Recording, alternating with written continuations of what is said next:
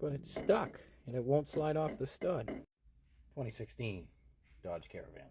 Happy Monday, everybody. Another day, another Caravan for me. So things been sitting, needs a bunch of love, and as we can see, the alternator does not want to come off of that stud. I'll show you a trick to get it off. Get our old friend out, the hammer.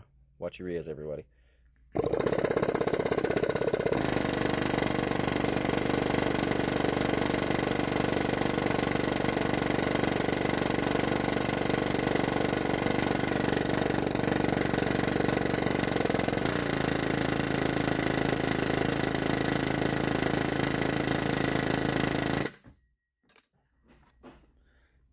Now, in a little persuasion and a little wiggle, we are off of stud.